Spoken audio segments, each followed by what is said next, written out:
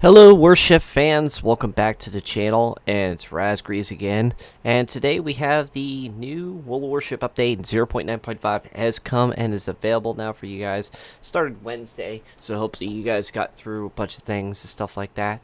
So I thought we'd go over it, talk about it, because there is actually a lot of content in this update that you guys need to be addressed of and aware of, and go through it very quickly. At least give you guys the basic information. If you guys want more details, the link to the update is in the description.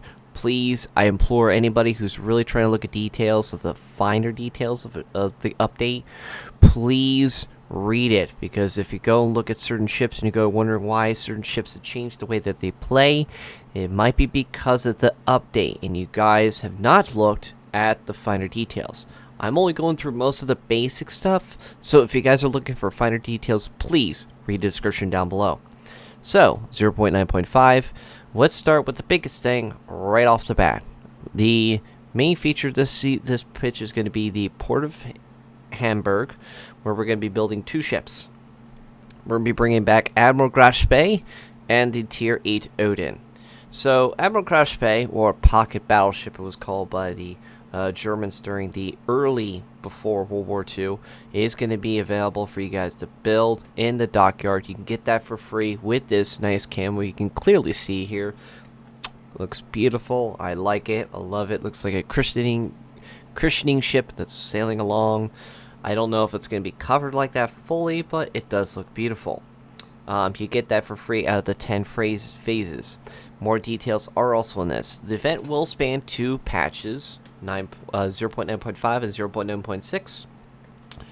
You're going to have 20 shipbuilding phases, and you can advance through these by directives or spending, I hate to say this, 1,750 doubloons on each phase. Now, let's also point this real quick. In total, you can complete 18 out of the 20 phases by finishing directives. You need to spend doubloons to progress to the least 2 of the 20. After completing phase 20, you will receive the Tier 8 battleship Odin. As you can clearly see here. This thing we'll get more details with Odin and a later thing, and I think rightfully we're going to get a review done with this ship, unfortunately, because I'm sure people are actually going to go for it and get their hands on probably spending a little bit of balloons for this. Now, we'll definitely keep an eye on this. There is a full description and talk about it on a video. I'll link it to you guys about the whole dockyard, so if you guys want the finer details. Wargaming, thankfully this time around, not to make the same mistake they did with Puerto Rico, they've did a full video to explain the whole event, how it's going to play out, how you guys are going to get, and what you guys can earn, including there is some chances of getting some steel out of this. So please look at that and read that description. Now, there is a couple other things we're adding. The interface is getting revamped again, and I guess it's about time for certain things. The added combat missions, or with an or condition. In these missions, you can be given conditions and build fulfilled in order to get the rewards. Earn like 1,000, destroy ships. Thus, you'll be able to choose the conditions and you prefer to fulfill requirements, playing the most suitable ships. Change the way combat missions are displayed in the post-battle statistics screen. The interface will be revamped, and possibility to track combat mission progress in a separate window has been added. So, basically, guys, and here's a good description of it. You'll be able to do is you can see your daily missions, as you can see before. Here's your combat missions. You can see that they changed the look of it down here. And you can see that it's all marking like which ones you completed that day. And it's actually shorter. It's a lot smaller screen. It's not these side ones with the big splashy interface. And what's good about this is even between missions you can scroll through and see what objectives you have finished or not finished. That way you don't have to keep going back and forth and going after a match, check it. After a match, check it. After a match, check it. Which, thank you. Now, let's read these two parts here. The rewards has also been updated. During the summer, you'll be able to earn steel in addition to coal when you complete combat missions. More details will be about that, as well other changes to daily editions will be available in a dedicated article covering combat missions. So there will be a dedicated one to this, and if you guys may want that, let me know in the down below. If it gets updated, I'll let you guys know in this video. That way it's in there for you. Please note that the new system is still being tested, so final result rewards may be differ. We'll closely be watching results and taking back player feedback into account and making discounts for further development decisions about further development of daily missions. So basically, guys, they're going to still tweak the system on this. All right, here's another one. The armory is getting an update again. The interface is getting revamped. Navigating between sections will be easier and more convenient. Added possibility to preview ships and camouflages in a port before purchasing. Thank you. I actually like that. Unique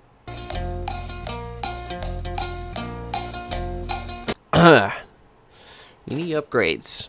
In 0.9.5, we're starting the process of updating unique upgrades. The current concept provides an additional opportunity to mount upgrades with special but balanced bonuses in compensation of the regular upgrades. These changes will balance the effectiveness of various upgrades. So basically, they're adding more unique upgrades for your weapons. You can see the list of these changes here that they're adding. There's a whole bunch of them. Like Montana's getting changed. Republic's getting changed. Shimakaze is getting changed. Gross Curvers, Des Moines, Worcester, Khabarovsk, and Yuyang. I like the Montana already because it wasn't that much. So, kind of. Anyway. There is another thing we need to talk about, and I did post this on my Discord, which is down in the description, that the Soviet cruisers are now going to get splitted now. It's been a patch, now it's time. And Moskva is going to be becoming leave the branch. It's going to become a special ship available for coal. If you guys have it, sell it. I left it, people have been telling people to sell this thing. Sell it. Because if you sell it, you get the credits back for it. That's also for the Kirov too. You guys can reset your lines too. Might as well, because all of them are mostly getting changed anyway. Just a few are being kept. Chapayev, Shkors, and Dmitry Donskoy are being saved. Which means if you guys really want to go through the Dmitry Donskoy again, Tier 9, feel free.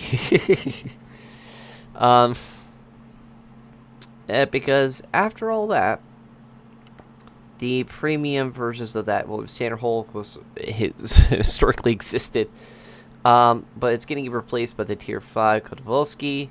We're also replacing the texture with light cruiser Alexander Nevensky.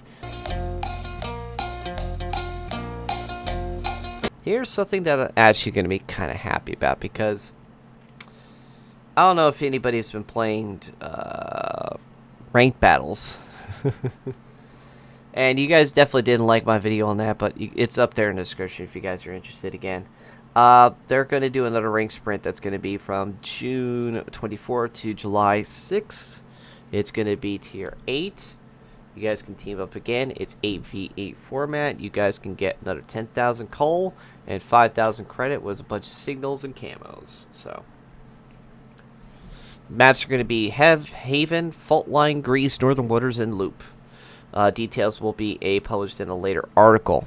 So now, Clan Brawls, we're going to have 2 on June 4th, 20th, and the 4th of July. You guys can get some coal, you can get some elite expander experience, you guys can get a bucket load of credits each. 4v4 format, Tier 10, and then Tier 8 on July 4th. So, look forward to that. Okay, next thing, we have the lighting models updated for the maps Repulsit, Operation Killer Whale, Defense of Naval Station Newport, Raptor Rescue, Operation Nari, Ports of Dunkirk, Kronstadt designer table, Twitch Prime have been updated as well. So you can see the color of these maps has just changed up quite a bit. We're also getting 2 map changes. I think you guys know why this had to happen. Greece is finally getting that little teeth in the middle between the 2 parts of the map removed. Finally, that little spot there where you're able to shoot through between the gaps and be annoying to destroyers, that's going away. So that is getting removed. We're also getting a change the height on certain locations of islands on the right flank on Sleeping Giant. Close the opening on the island near the ship spawn points. So, like I said, there is a bunch of little knickknacks that they've done this time around. Daily shipments for this patch are going to be a bunch of credits, some coal, some doubloons, and 1 day of premium after the 10th reward.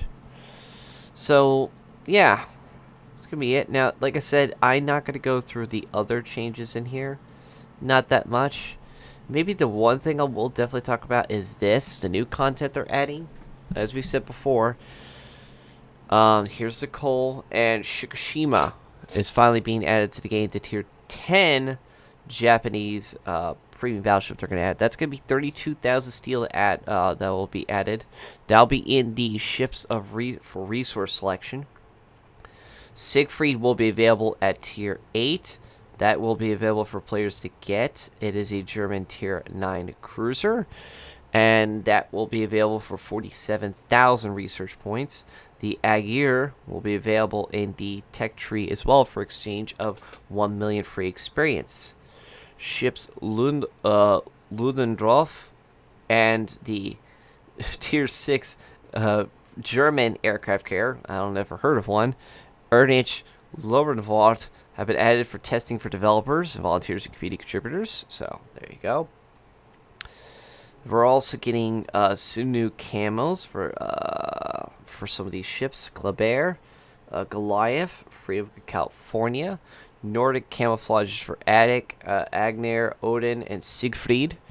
The new made for steel permit camouflages for 1,000 steel you get for the Yamato, Des Moines, and Shimakaze in the armory. You're getting some added commanders for special voiceovers and collaborations for HoloLive. Added a commander Ashy Violet. Warhammer 40,000 guys. Part of collaboration with the Games Workshop. We're getting 2 ships, Ragnarok and Ignis Pulligan, which are copies of the Amagi, which is the unique camouflage.